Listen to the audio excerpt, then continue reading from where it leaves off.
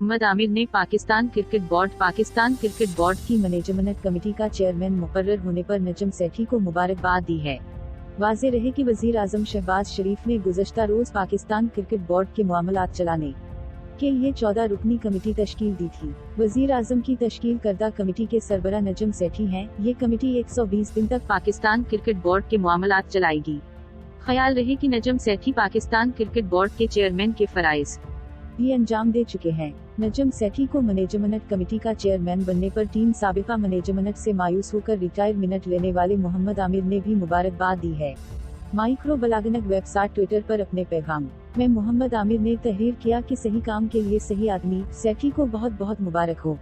वाज़ेह रहे कि मोहम्मद आमिर ने दिसंबर 2020 में team Pakistan cricket board management से मायूस होकर क्रिकेट से रिटायरमेंट का ऐलान कर दिया था।